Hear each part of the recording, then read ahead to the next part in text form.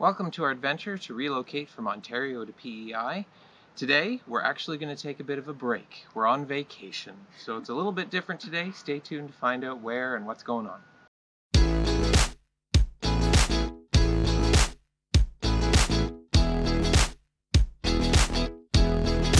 Hello and welcome to On the Move. We are Matt and Betsy, and we are on an adventure to relocate our family from Ontario to Prince Edward Island. And as I said at the beginning, this week we're not in our normal situation, if there is anything that's normal right now. We're actually on a bit of vacation, a traditional thing that we do with Betsy's family this time of year. So we're going to give you a little bit of an update on our adventure, but then we're actually going to pause on that and just talk about this beautiful place that we're in. Yeah. So we do have a number of things that keep happening, but we kind of feel like we're at the point that we've got all of the details organized for getting to Prince Edward Island. Yeah. And actually by the next time we see you guys, we should be there. We should be there, yeah. So that'll be interesting. So a few updates that we have, because I have a job and that job will require me to get back and forth to work. I've actually bought a little commuter car. I've got a red Honda Fit that we're going to use for that. So I'm happy about that. I owned a Honda Fit earlier in my life, and I've been looking forward to getting back to something small. I actually forced my family to come on this little vacation in our Fit. We all fit into the Fit. It was packed. It was definitely packed. Yeah. So there was us two, our smallest dog, our two girls, and of course our teenager has begun to pack like a teenage girl. So she had the largest suitcase and the most sort of extra paraphernalia with her. I made her stick my pajamas in her suitcase. She was not impressed. Not impressed. And I love to name things, even inanimate objects. So the truck has officially been dubbed Chunk, and the Fit is Blip. Yeah, I don't get any say in these names. No, it's red too. Yeah. That's a redeeming quality it has. Yes. I don't actually mind. It just, having been driving around in the truck that you guys saw and now jumping into a Fit, it certainly feels smaller. Even the dog was continuously staring at the floor, feeling and behaving as though he was about to die. So. Yeah, and it did rain quite hard on the way up too, and that was a bit scary for the dog. Did not appreciate that at all. No, hearing the road right beneath him. Mm-hmm. So we actually did have a discovery this week. I was wrong, made a mistake. Because we're driving from Ontario to Prince Edward Island, if you know the geography of Canada, we have to go Ontario to Quebec to New Brunswick, and then we cross the bridge. There's a bridge called Confederation Bridge, very long one, 13 kilometers, I think. Yeah, it's pretty impressive feat when they built that. Into Prince Edward Island. So I had to make sure that we can pass through those provinces, and I thought for Quebec and New Brunswick we could just do so. They didn't have any restrictions. Turns out I was wrong. Thanks to Betsy's brother, he made me aware of the fact that you do actually have to apply or at least submit your travel information to the province of New Brunswick, and they were very quick. I did that one evening, and that same evening they sent me my approval back. So now that, including we got our PEI pass. We applied for that, and in about 48 hours we had that back. I don't remember if we were double vaxxed last time we talked. I don't think we were. No, probably not. We now are. We are a fully vaccinated family. Yes. So, we have good to go there. Everyone who can be is, and so that's good. And that makes that applying for those passes a lot easier, too. That means we don't have to quarantine when we get there. And again, for future reference, that's COVID-19. We're vaccinated against COVID-19. Yeah. So now I think we have all the basic details ready, which means including, I also booked us 2 weeks of camping in our trailer in Prince Edward Island to get us started. Some of that because we want to explore the island a little bit. Yes. And some of that due to the fact that we do not yet have a house. No. We did have one that came up since we last spoke to you. We did put an offer in on it. We were outbid, so good luck to those folks. I hope they enjoy it and make it a lovely home. It was a beautiful little area. But that's okay. I was disappointed, quite heartily disappointed. I really did like that one.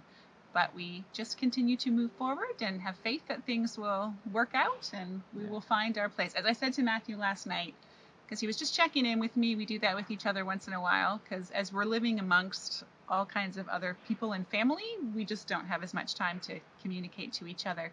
So we were out walking, and he just asked, how are you doing? You seem a little off. And I said, well, I think I'm a bird without a nest, a bear without a den.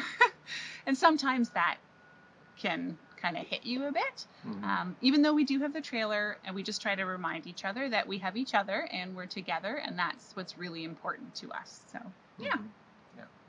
So instead of focusing all on that this week, I thought we'd share we have this idea. When we get to Prince Edward Island, we'll be there, but maybe we'll continue doing this, and maybe because there isn't a lot of information about the island, maybe we'll start sharing about our experience. On YouTube. We should clarify, on YouTube. On YouTube. There isn't a lot of information that we can find. Yeah. So we might start sharing some information about our adventures as new islanders as well. So in the spirit of that, we're going to share about our vacation here for you. We are in the city of Collingwood, Ontario. Well, actually, we're outside of it. Yeah. We're just at the base of Blue Mountain. We actually have a friend who's from Calgary, Alberta, and he's been in the province just a little bit this year, and we're talking about Blue Mountain, and he says, basically said, wait, what? Mountain? Mountain? Yeah. You're in Ontario. So we call it Blue Mountain, but really it's a significant part of the Niagara Escarpment. Yeah, to anyone who knows mountains, it's more of a large hill. But it's a significant one enough that if you want to learn to downhill ski, it's a great start for Ontario, and that's where a lot of schools will ship their kids to have an introduction to downhill skiing. Yeah, it's probably the most significant in Ontario. Yeah. And it's fun. It is. It is. I did it in grade 7, I think, is when I kind of learned, and I got up to some decent hills. Not like you. You did more than I did because you lived closer. Yeah. We didn't go a lot here. Oh. We lived in Elmvale, Ontario. Oh, right. And we have some valleys there. There's a place called Horseshoe Valley. That's where we would go skiing. Yeah. Instead. So this town is basically built around the ski hill in the winter. So lots of cottages in the area. Yeah, which we're at right now. So we're at a cottage Yeah. that's the base of Blue Mountain. We're just sort of down the road. We're right at the end of where the ski hills are. You can walk less than 5 minutes right to the ski hill. So in the winter, it would be ideal for that. Yeah, and then in the summer, they use it for, what do you call that? Downhill biking? Mountain biking? Mountain biking. Yeah, downhill. Downhill biking? I don't know. Yeah. Sure. So that's part of it. They have some trails for hiking. They have a gondola that takes you up the mountain for a lovely little view ride up. Yeah. What else do they have going on up there? Well, they've turned the area. They've built a village which you can go to, essentially a resort hotel kind of thing. The first year we started doing this with my family, we actually stayed right in a condo, right basically at the village. Yeah, which was lovely because there's lots going on. But this just gives us, we're a family of 9 when we're all together, so this just gives us a little more space.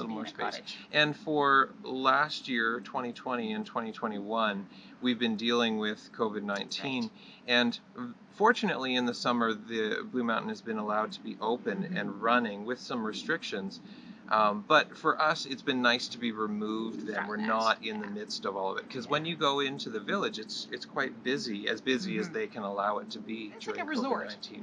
Yeah, it is. So I've been really impressed with the way they've turned this into both a winter and a summer place. Yes. One of the highlights for us, I think, at least for me, is there is a mini golf course. I love mini golf. But this one is unique. It's not like most of them.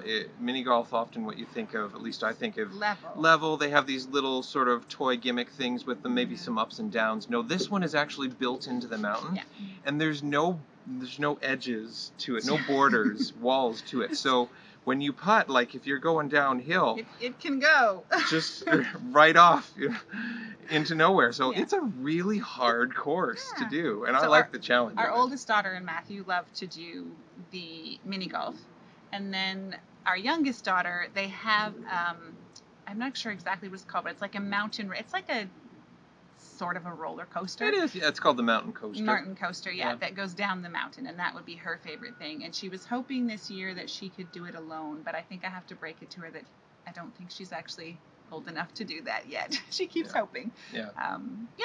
It's a very, it's evolved over the years. It used to be this cement sort of almost luge course that you could take down when safety rules weren't as significant. You can't tell them that without me telling my story. Oh yeah, go for it. So when I was 5 years old, we came with my family and rode that cement slide, and I was on with my dad, and you were not attached to anything originally it was just this plastic cart thing. I don't even know if it had wheels on it, but anyway, somehow it went down through this, basically a cement slide, and we did lose control, and we flipped, and my dad very graciously held me above his head and took the brunt down his shoulder, I think, and part of his leg. And I was, of course, as a 5-year-old, was horribly traumatized by it, but actually walked away just with a very tiny, a very tiny cement burn on my knee. But to this day, I do still have a little bit of a scar on my knee from that. So they have since changed. Yeah, it's totally different now. We're talking, that was back in 1980. Yeah, now it is on rails and 1986 or has 7. all sorts of safety things into it. Yeah. Fun fact, So. actually, the Canadian version of Sesame Street, the end credits, yes. used to have that mountain That coaster slide, yeah, that's right. in it. Very fun. Now you have to go look for that, see if you can find that. Yeah. So I would recommend the mini golf. My daughter would recommend the coaster, and there are a number of other things. They've got high ropes, low ropes. Yes, lots of shopping. Yes, our oldest daughter, that's what she likes to do. Souvenir shopping, ice cream shops up there, restaurants up there. Yeah. There is, we haven't actually ever accessed it. There is, my understanding, is there a bit of an aquatic, a pool with a splash park, that kind of thing, is up there as well. Personally, because I grew up not too far from here, we would go to Wasaga Beach, which is 30 minutes or less to get there, and that is one of the nicest, actually I think it's one of the longest beaches, freshwater beaches, at least in Ontario, if not in Canada. So that's where we would go instead for that. So outside of the actual village itself, my family spends a significant time there, intensive board game players. So within, an hour of arriving here? I think after dinner, essentially. You guys head out a massive board game. Terraforming Mars. Yes. New to all of it. All of us except for Betsy's my brother and brother-in-law, and So anyway, so they had this spread out, and we're playing that within a short amount of time. And again, our oldest daughter now is old enough, and she likes board games, and she can actually play this. It's a complicated game, but she got it, and she liked it. And then my dad brings his carving, and our youngest has been, over the last probably about 2 or 3 years, been starting to learn some of that carving technique. So she has carved out a super cute, I should have brought it out, I didn't. Anyway, super cute little fisherman carving that she's done. And then, of course, there's puzzles going on. What else did I write down? Escape rooms, both board game version and video version. Yeah. One year we did do an actual escape room, but again, with COVID-19, that's not as easy to get done. Right now. But we do like to do the in-person, or the one we did this year. It's Exit Games, I think, is the company that creates these escape in a box. Really neat one that's designed. You put together puzzles, and it all works with the puzzles, and I think that's been my favorite one so far. And of course, there's delicious food, homemade marshmallows with homemade cookies for s'mores, wonderful dinners. Last night, I believe it was an Indian theme. Yeah. I'm not sure what's coming tonight. We split it up amongst our family members and take meals each day of the week. I do happy hour for my family at 3 o'clock in the afternoon.